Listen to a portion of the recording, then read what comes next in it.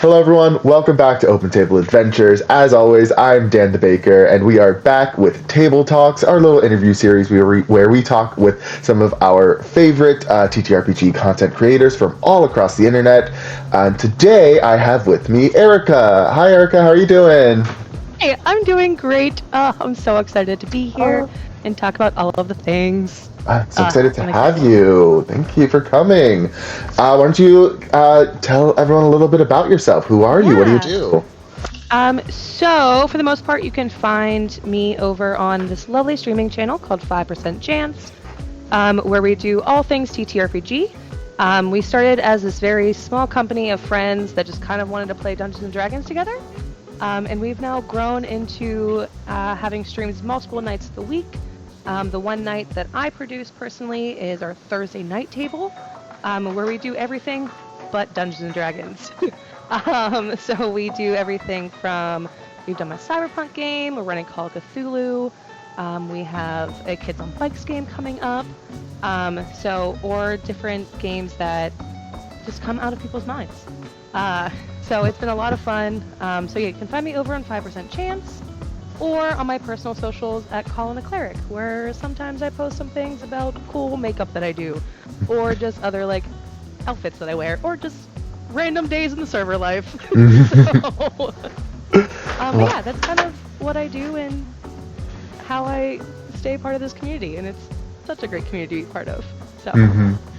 Yeah, I was on 5% chance back in, oh gosh, was that in January, February, I Yeah. think, for Alexander's D&D game, which was so fun. I loved being on your little Twitch channel. I would love to know more about how did it get started. Like, what was the inception event for you and your friends to Yeah. start 5%? So the Inception event was Curtis and Chris, who are two of the founding members of 5% Chance, over COVID, wanting to run a Dungeons and Dragons game. They missed it. They missed hanging out with people, and it was a great way to kind of have a form of connection in a time that everyone was so isolated. And it kind of started with hey, we're already doing this on the internet. What if we record it and put it on YouTube? So the first few games are like up on YouTube, and they're like, well, if we're already doing this live, let's see how we can get it onto Twitch. So they started with the Ash and Shade Committee, which is our longest running game, and has been running every Wednesday-ish for about 4 years now. So those characters have gone from, in the past like 3 years, starting as level 1 or 2, and have made their way all the way up to, I believe they're level 17 right now. Oh, wow. And this is like their final season. So that was kind of the inception of it, was just like, we are a bunch of friends that want to hang out and play Dungeons and Dragons. We're already doing it virtually. Why not see what happens if we put this on the internet? Yeah, Um, totally. yeah. And then like I later came in as like a guest star on 5% Chance during the Ash and Shade. And like met a few friends, and then we met more friends, and then we started Diceberg, which was Mr. Kurt Wise's first game on the internet. And we started Diceberg with a bunch of different creators through the things, and like some other friends from like college and stuff like that, and just kind of like kept rolling with it. Yeah. And one game led into another, which led into what I do now, and it's been a ride. Hmm. It's definitely it's a journey that just like you're like, oh, this started just so casually, and now here we Yeah. are. I find it so interesting looking at that, just kind of how these things kind of grow and expand. I'm excited to see that for like us here on Open Table Yeah. Adventure since we're just starting out. Um, I would love to know also a little bit about your general experience with TTRPGs. Like, how did you first start in that? Yeah. So my start was with Dungeons and Dragons, um, with a bunch of colleagues from work. And quite honestly, I started because one of the guys that I had a crush on that I worked with was going to be playing. So I'm like, cool, I'll do this nerd thing. It'll be more time for us to spend together and like get to know each other. Um, And then immediately, like, that being the inciting incident of like, oh, this is a cute guy I want to hang out with more, turned into, oh, I really love this. And I really love the storytelling. And it really calls back to a lot of the stuff that I did in school. Like, I went to college for theater performance and storytelling and direction. So I'm like, oh, a lot of the things that I really have a passion for, that I spent a lot of time, of course, like going to college for it, I can now do on a weekly basis with a group of friends and tell these like beautifully amazing stories, and get to like improv and be goofy and funny, and sometimes have like these very heartfelt moments that are then counteracted with just like murder hoboing everybody in the town. Yeah, you gotta have balance. Yes. It's so funny because you are, I think, the fourth person that we've interviewed on the channel so far, and so far every single person has had some sort of history in theater. Yeah. Like theater or film or like something. And I think that's just, it's truly just like, oh, that Venn diagram is almost a circle at this point. Like it's so like, I think it's just because, you know, D&D, TTRPGs, there is such a theatrics to it, even if you're not recording it. Do you find that like overlap between things that you learned in theater, like your theater skills, like do you find that overlapping into your play style and like your storytelling style? There definitely is an overlap, and I think a lot of that overlap comes more into, especially playing virtually, is giving everyone time to talk. Because at a table, physically, you have like, you can read body language and know when someone's about to say something because you're in the same space. You can read that same energy. But virtually, it's just like calling on those like different cues of like, okay, well, I've had my moment. I've said my piece. Let me hear what everybody else has to say. I think is a lot of where like the theater training comes into, especially when it comes to improv. And storytelling, where it's just like, oh, I'm not the only one on screen. I'm not the only one on the stage. And that has been also like a big influence into like things that I produce, where it's like, you've been on the channel where I'm like, hey, give a breath. Give a breath before things. Yeah, make sure you're making eye contact is big. Yeah. Yeah, the moment lands before we jump into something else. And I think a lot more of that, especially in like the producer chair, not even like play style wise, is like the direction aspect of training that I had in college, where it's just like looking at a scene and be like, okay, like this is where things naturally can end and where like the next beat can be picked up. So yeah, there's a lot of it that goes into me playing, as well as like me in the sidelines as well, behind the camera. Yeah, I think because I guess I've had both now, this experience of you as a producer, and now I'm also playing with you in Neptune's Revenge. Which I'd love to touch on that a bit later. I think I can definitely see your kind of like, you're giving space for everyone in both settings, which I think is so great. And it's something like a lot of people need to kind of lean into, even when it's not a recorded session. I think that like kind of making sure everyone feels welcome on the stage. Because like, you know, you always talk about in theater and like in stage production, like, oh, make sure you're using all of the stage. But it's also like, if you are not the only person on the stage, make sure you're using your space in the stage. Like, you are not taking up other people's. I think is something that doesn't get translated a lot. Going back to kind of from on the production side of things, how have you kind of, like, what have you learned over the last couple years, and how has that changed, do you think? It's definitely changed. I would say, it's definitely changed a lot. Because when it comes into creating these shows, like these, because what I do is very short form content. It's anywhere between 3 episodes to 10 episodes. So having that, what I've learned is that the open dialogue from game to game is very necessary, between characters, between GM and producer, between artists and producer and GM, and it takes a village.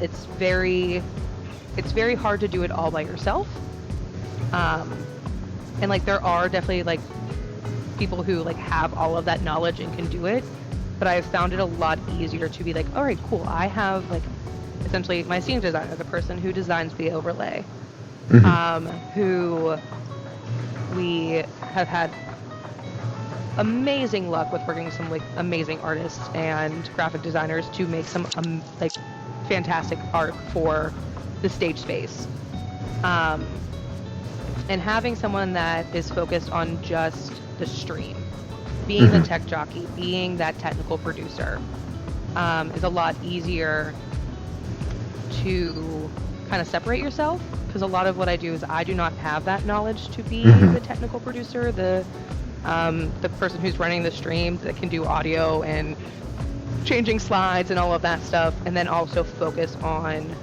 the cast and how they're telling their story. And we have tried and we have done it, and I have found that it's like the best way, so that everyone kind of has places to give notes at the end of the night, or a place to be like, okay, so can we make these tweaks where I can call someone back and be like, hey, so we want to make this transition art-wise. Do you have something laid up, or like can I give you like a week's notice, 2 weeks notice, things like that. And then everything is also social content. So having someone that is outside of the game and taking this like 5-minute clip that I find to be super important, and then finding things that are even more important in that 5-minute clip to create a 45-second to a minute long snippet has worked wonders for us, and has definitely like eased like the burnout that I know that we felt at like the beginning of starting all of this, is trying to like, all right, we can do it all ourselves, and then it's like, no, we can't. No, it's it's like no, we need help, and we need to have friends, and have found some amazing people to do all of that for us. So it takes a village. It's really nice to. So outside of just like making sure you have, having that village, having those people, what advice would you give to people who are either just starting out in doing actual play or doing Twitch? Like, what advice do you have for them, just to help things go smoother? I think that's the thing, is like my biggest advice is actually not being afraid to fail. Is like not being afraid of like those technical difficulties that you have, because they're all going to happen. We're all human. It's something that's going to come regardless, and whenever that does happen, just being okay to live in the chaos. I think that's the biggest thing. Being okay to live in the chaos, and trusting that there's other people with you that are going to help to smooth it out a lot quicker. Yeah, I think that's kind of the. I know that there's been moments where I'm just like, oh my god, this is all breaking down. This is a mess. I'm like, goodness gracious, I'm failing. And then the moment that I realized it's okay to have those moments of, oh no, oh shit, and just rolling with it, and trusting everyone that's with you in that moment is for a lot. Sure. Yeah. I think I mentioned this in another interview. I think we were talking about this, or just could have been outside. That the like worst thing you can do as an artist, as a creator, is be afraid to create.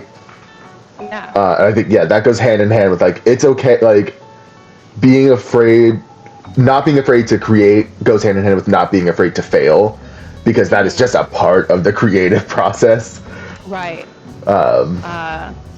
Yeah, like we just recently, like we introduced some new things to our like most latest stream. Like we now have subtitles, and getting all of that together has caused some like technical difficulties on the first few streams. We're just like, I'm like, hey guys, just like make sure you mute your mic because you're picking up everybody else's audio at the same time. And so like the subtitles are reading double, or like the subtitles are reading a different character's name because their audio is picking up the person that's talking audio louder. It's just kind of like a funny moment where I'm like, yeah, Frankie's not really talking right now, and like the GM is, but okay, now we're learning from this. Yeah. It's like, and being able to laugh at yourself in those moments is, I think, also kind of like oh, it's the quirky thing. We're learning. It's like everyone's always learning. Yeah, because at the end of the day, it's like even the most like professional streams and podcasts and whatnot you might watch on the internet are all still learning. Like they may have it a little bit more refined, but there's still moments that are happening that are just like oh no. Because that's just kind of what we are also like as performers, as creators, as anyone who puts anything on the internet. But yeah. Yeah, at the end of the day, we're all just a bunch of adults playing make-believe on a Zoom call. So, like, I think that's, like, you gotta be able to just, like, laugh it off, and, And, I was talking with another friend about, with those, like, the bigger productions, with, like, the Critical Roles, the D20s, just look at their, just, past the cast, look at their production members, and that puts everything into perspective of, like, oh, the reason they're so good is they have a dozen people behind the scenes making sure everything goes smoothly. You know, like that's like there's, you know, like it's not us. It's not like we are doing fine for what we have, you know? I was like, I do not have a 12-member crew. I have a 2-member crew. Yeah. And you know what? We do great. Yeah. But yeah, so it's I think that's always the starting out is always the scariest, but not being able to like live through the chaos and make it through and just kind of like look back and be like, yeah, that was wild, but we did it. Yeah. We made it. I would love to take a minute now to kind of step away from, you know, the streaming, step away from the like TTRPG side. And what do you do like outside of that? What keeps you sane outside of TTRPG stuff? So a lot of what keeps me sane, honestly, TTRPG things are kind of like my respite for the most part. But other than that, I in work, but we don't need to talk about that.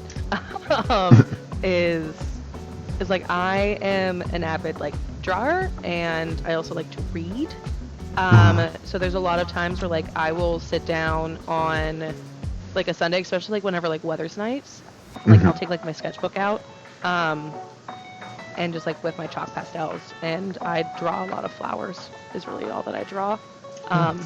But that's kind of like my getting back into it's your meditation. Like it's my meditation. It's like like I will take my sketchbook and I'll draw, and like every once in a while I'll be like, I'm gonna draw a person, and I start drawing a person, and somehow it turns into a flower. So I'm just like, nope, like I can make this leaves now.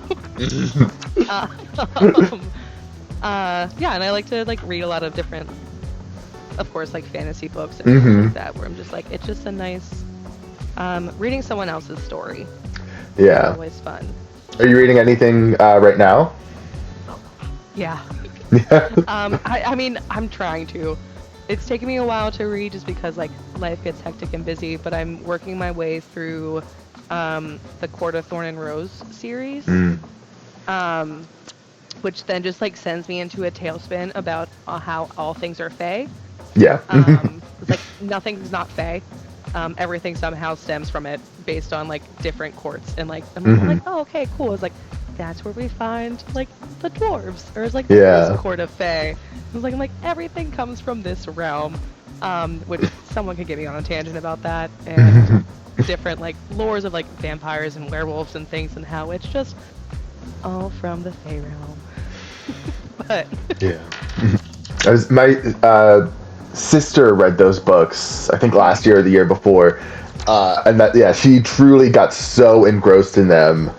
That was like anytime I like was texting her or called her, she was like, "Oh yeah, I just sat down and read like 200 pages," and I was like, "Okay." It's super easy to get super engrossed into. Like I sped my way through like the first like 2 books. The 3rd book has taken me a little bit longer to get through. Mostly just because of like life stuff. But like every time I sit down, I'm just like, oh yes. And now I'm 7 chapters later, and it's 5 o'clock in the morning, and I have to work at 10:30. I should probably go to bed. It's a really great series, and not just for like the storytelling element of it, but also like can get you onto tangents about like other folklore and other things that I'm like, it's so much fun. It's like my brain just goes wild whenever I read them. I recently accidentally read an entire book like overnight. Like I just stayed up the whole night and read it. It was I don't know if I have it in front of it. It's Kazuo Ishigiro's Clara and the Sun. One of his books came out pretty recently that I just found out was being turned into a movie, which I'm very excited about. Directed by Taika Waititi. So yeah, I literally it was like 10 p.m. I was like, oh, I just got this book. Let me read just to like help me go to sleep. And then I got so engrossed in it that I just finished it. I stayed up until 6 a.m. just finishing it. And then I was like, I guess I'm awake now because I have to go to work. I definitely remember having some of those books that I did that with. The one that always comes to mind is the last Twilight book. Whenever I was like in high school, it was at that time of my life, it was so hard to put down. Yeah, understandable. I was like sneaking reading it like during Spanish class, where I was like supposed to be like learning conjugations, which is probably why I still don't know them. And they're just like, what are you doing? I was like nothing. I was like, I swear a week earlier, I was just like, why is that person just reading this book all the time? I was like, oh, I know now. Yeah. In the bathroom, like weirdly, like take the book to the bathroom with me and keep reading. So we've all been there. Now. Yeah. Oh yeah. Like I can handle my phone. That's all I can do. Yeah. So I'd love to now. I want to talk about your like your character creation process, especially because like I know you have such a strong sense of aesthetic, and I feel like that translates into your characters a lot. And I would love to hear kind of how that, how that process goes. Like, what do you start with? Yeah. And if you want to use your Neptune's Revenge character as an example, you totally can. I will. I'll definitely talk about Flo in a second. But I think every character is very different for me, but also the same. Because I always find like characters that I create with TTRPGs are different facets of myself that I'm exploring at that time. So like whenever like I always start kind of like even like starting with D&D. I never really look at stats whenever I first started, I didn't really understand what stats meant. I was just like, cool, I just add this number to something that shows up on a D20. But as like I started like progress more, I always created the character first of kind of like their essence and their backstory of who they were, and then I let whatever numbers I rolled kind of like reflect that. So I'm just like, all right, well, I have this character. So like with, I'm trying to think of like the one that I can call on right now. So Lila is one of the first characters that I played, actually pre-Diceberg on 5%, for the Waller Rats, and she was my first multi-class character.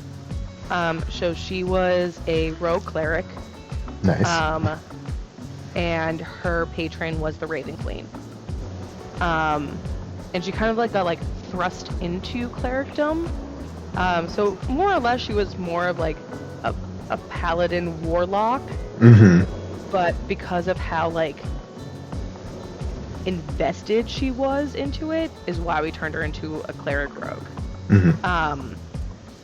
And I know that like stats that I rolled, like I had super, like I rolled insane, where it's like her strength was super low, her dex was okay, but her intelligence and wisdom like were the two highest, and like her charisma was enough.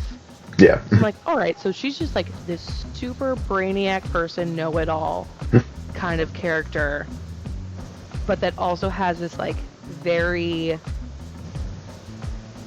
starch loyalty. And for me, like like if you're looking at like stat-wise, that kind of comes from like the average of like a wisdom and a charisma. If you're looking at like D&D stats. Yeah. I was like, oh yeah. I was like, well, she has like the average of this is wild. Yeah.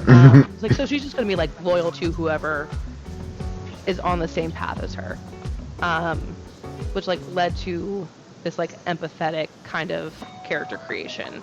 Because a lot of my characters, I think I always like lead with like empathy or like this sense of awe in the world. Because like me myself love looking at the world that way. Like I am someone who I feel try to find the light in the dark, and like the beauty in like moments that are or like a positive to like what's happening negatively. Yeah.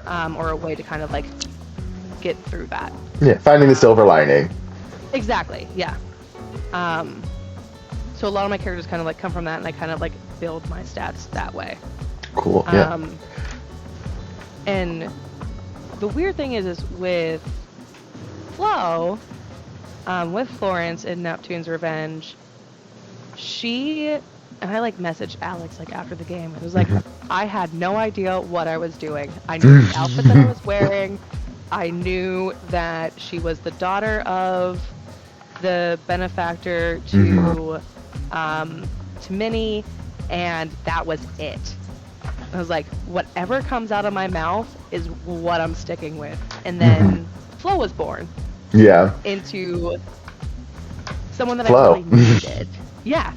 Her, like, her name, I wish I put more thought into Florence with her name of being Flo and how she just goes with the flow of things, because now it's perfect. It makes so much sense. I planned none of that. It was very much just like in the moment, and I think a lot of like, even when I do character creation, as much like I start with a very limited backstory. I'm like, okay, I know a few details. Yeah. That I even like did a character, I think for Diceberg Rylin, where she had like amnesia. Like she does not know anything except for that she washed up on the shore, and kind of like gave it to Kurt to fill in the blanks for me. I've done that before. It's so much fun. Yeah. I'm like, I'll give you names and relationships and where she came from, but that's all I'm giving you, because I don't know, and I don't want that to like mess with the play. Yeah. But yeah, so yeah, no, Flo was 100% like, here we are. And like kind of like looking at stats and things like, I'm like, oh no, this works. It's like everything that I have is meaningless. Like I have nothing really great with like my character sheet is like, I think my highest like to roll under is like fast talk. I'm like, all right. It's like, yeah. No, that doesn't mean that I talk fast, but here we are. Yeah. I mean, the thing with Call of Cthulhu is there's just so many skills and like so many points how to like change it up. You're like, it's like, cool, I guess I have, 40 in underwater basket weaving. Like, I guess, why not? It's insane. Like, also, why is that here? Yeah. Great. Yeah. I think that now actually brings us to the game portion of our interview. I'm nervous and excited. So excited for. Today I have a game prepared for you that I am calling Glitter Bombed. Yeah. Because, oh no, I spilled a bunch of glitter on these monsters, and I need your help identifying them. So I have 5 pictures that they have been blurred and glitterified of classic fantasy D&D monsters that I'm going to need you to help me identify. Oh, I'm so excited. I'm going to fail so hard. They're going to start off easy and then get progressively a little bit more obscure. Okay. And I'll just let you know, 4 of them are just straight up D&D monsters, and then 1 is a monster from a movie. Okay. But here is our glittered monster number 1. I'm sending it in the Discord. Okay. All right. I have you at full screen. Oh. Good. On. Beholder? That is... okay, now where's the... there we go. Beholder! Yay! Classic D&D monster. Oh, I love it. I'm also so happy I got it. Yeah. Here is number 2. I can't see anything. That's the point. Gelatinous cube? It is a gelatinous cube. Yep. I was like, I need to do a gelatinous cube. Yeah, I just need it's just a box. I'm sure you'll get it.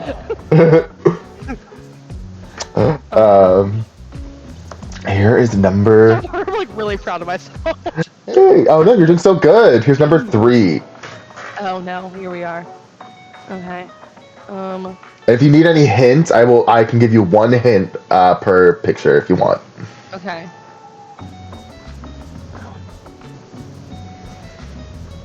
And I can't tell where the face is.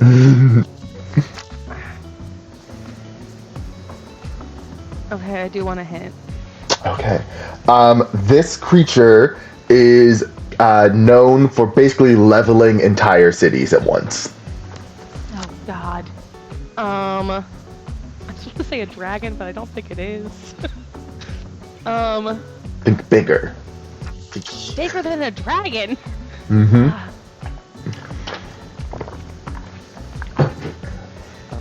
Oh no, my brain went. See, that's the thing is I said I was proud of myself, and I'm just like, ugh.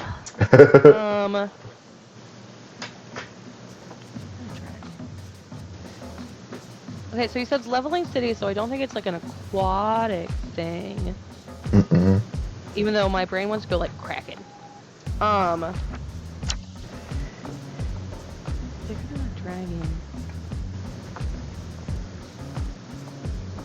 I am drawing a blank. Is she giving up? I think I gave up. Yeah. This one is the Tarrasque. Oh, God damn. Okay.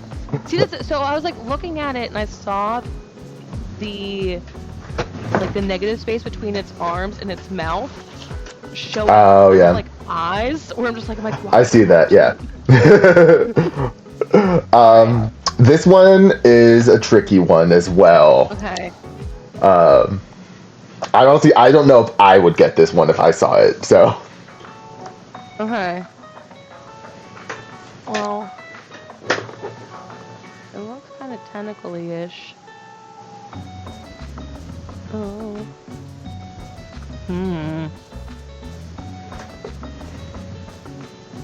See, this is where not playing that much D&D gets to me. Can I have a hint? Yeah. This creature, the name of this creature actually was featured in a Netflix series. Oh, okay. I want to be like, oh, it's Stranger Things. Is it the Demogorgon? That is the Demogorgon, which looks nothing like what the Demogorgon in the show looks like. If you've never seen what a D&D Demogorgon is. Not at all. Yeah. Which I would, yeah, I'd be terrified if I saw that. And Oh yeah. yeah, And they just like face them. yeah. Like, alright. Here's our final one. This one is from a movie. Okay. It's, yeah, it's so hard to tell. I'm sorry. Like that is. It's so blurry. I know, but there's also like 2 pieces of glitter that are like perfectly positioned to look like just like staring gold eyes at me. Oh yeah, I see that. Okay. I'm trying to. I'm also not a horror movie person, so.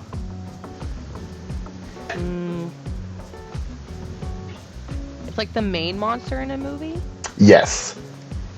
Okay.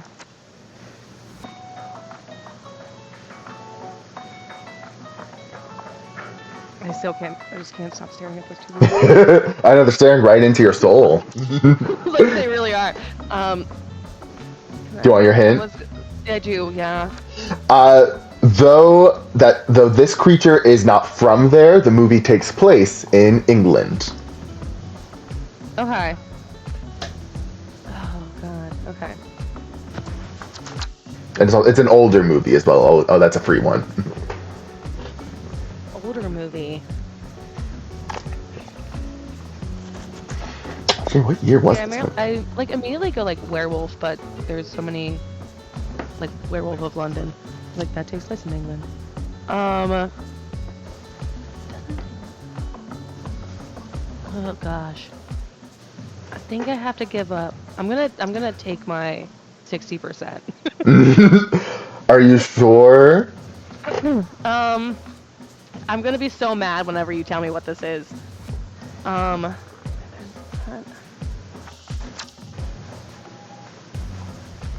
on, now I'm just like looking at it. Okay. I'm trying to not stare directly at it.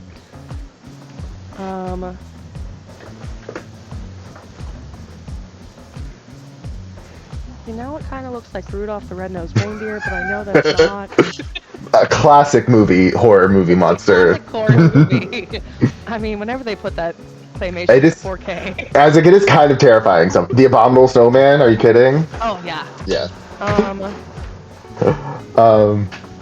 Okay, I'm gonna call this one, but I am gonna give you the point because you did say it. This is an American Werewolf in London. This is Lon Chaney. Yeah, Lon Chaney's werewolf, an American Werewolf in London. So I'm gonna say you got it because it was in your brain. You had it there. Okay. Yeah. So that was what? That was 3 out of 5. Yeah. Yeah. Yes. Oh my God. That is wild. It's like, wait, but you said it. I'm like, okay. Yeah. I see. Yeah, the 2 glitter that looked like eyes, I feel like messed you up a little bit. Oh, it definitely did. I was just like, I see that now. Yeah. Thank you so much for playing. That was so much fun. Yeah, that was so much fun. I do feel a little proud of myself for at least getting most of those. Yeah. So yeah, I would love to now take some time for you to plug anything you have coming up, anything on 5% Chance you want people to check out. So every Thursday, we, for the most part, almost every Thursday, we have a game that starts at 9 p.m. Eastern Standard Daylight Time, whatever it is, because we don't know. So we have coming up in the future, we're doing a holiday special, which will be a Kids on Bikes game that I'm running, and I'm super excited about it. We're also doing a Kids on Bikes holiday special. Well, it's such a good system. It's such a good system. Such a good system to just kind of do whatever you want with it. Mm-hmm. So I will be running that game.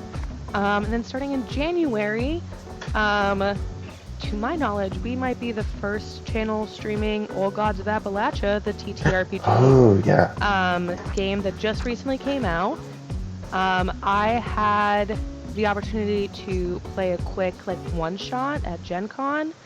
I am so excited to see what Curtis does with this. And it's going to be a lot of fun. I know that I am playing in it. Rumor has it that Operator will be there. Maybe a few other familiar faces and some new faces coming up in January. And then we have season 2 of Cyberpunk coming later in the year, with most of the cast returning. Sin, aka sensationally.me on all of the internet sites, will be GMing that again. Oh, love of my life. Yes, that human being is just such an amazing force. And I'm so excited to have him back on the channel. But yeah, so that's kind of like what we have going on.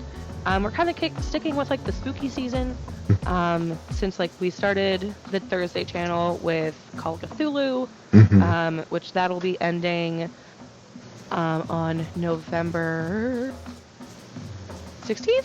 That Thursday, whatever the Thursday before Thanksgiving is. I think 16th, I don't have a calendar. Yeah, in front of me.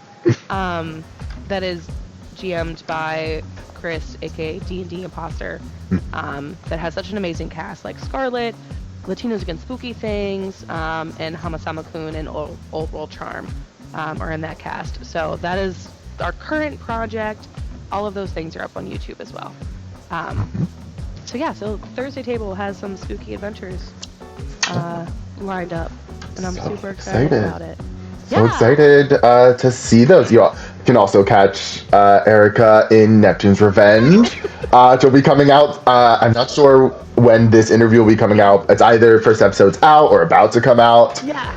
So you can. All of those things. Yeah. Cool. I also, we love to give our guests a chance to shed a spotlight on something happening in the TTRPG world that they want people to talk about, they want people to see. What would you like to shed a spotlight on for us today? Yeah, so actually, D&D Imposter, who I just mentioned, is running the Call of Cthulhu game. They, and then 2 other lovely creators, Hamasama-kun, aka Chris, and Latinos Against Spooky Things, or Shit. Actually, Latinos Against Spooky Shit is his actual name. On socials, Jonathan are starting their own tabletop channel and company called Tabletop Tempest. And their entire mission statement is that they are going to be forming cast about with people either from marginalized communities, a lot of different diversity through their channel, not just with the LGBT community, but also in different BIPOC and immigrant communities as well. Though I don't feel like we see enough of those creators. But they just put out their first casting call for their first game, and every game that they run is going to have a tying thread to their cast. So like their first game is all cast members that are either immigrants themselves or first generation, have immigrants as parents, which is a great way to tell a story with that tying thread, just personality wise. And they're doing everything from high fantasy to horror to sci-fi to real world. And I just love hearing them talk about it, and was like able to like sit and like watch them like do like their logo art the other day. But yeah, definitely checking out what they're doing with some new creators and creators that we don't see enough of. So cool. I will have really to. Awesome. I'll definitely keep an eye out on that. What was the name of it again? What'd you say? So, Tabletop Tempest. Okay. They just released their website literally today, whenever this interview is happening, as well as their Twitter. So definitely follow D&D Imposter, Latinos Against Spooky Shit, and Hamasama-kun for other things that might be happening on their channel and in their company. Perfect. Yeah. I'm excited for that. That sounds so cool. They're Yeah. just all such amazing people that I love seeing friends doing their own thing and just being able to branch out. So yeah. Thank you so much for shedding light on something in the TTRPG world. And thank you so much for sitting down with me and talking. I had such a good time. This was so fun. I love learning all this stuff about you. Where on the internet can people find you? Yeah, so So on the internet, you can find me on my socials at either Colin a Cleric 15 on what was Twitter, um, or on Blue Skies with the same name, or on Erica Jean 315 on Instagram, to just check out what I do on the daily. Cool. We'll have all your socials, where to find you. Yeah. Have all that down below. All those things. Yeah. I have been, as always, Dan the Baker. You can find me at Dan_the Baker, Dan_the Baker, wherever I want you to find me. You can find me here on Open Table Adventures. Make sure you check out our other things going on. I believe our finale for the Park Strangers, our Monster of the Week game, should be out soon, if not coming out soon. The Game America is in Neptune's Revenge will be out, probably around the time this is out. You can check out our Halloween one-shot that has come out, and look forward to our holiday one-shot coming out in December that we're also playing Kids on Bikes. So excited for that. But thank you all so much for joining us here. I hope you had as much of a good time as we did. And make sure you stick around, because you are always welcome to pull up a seat. Bye-bye.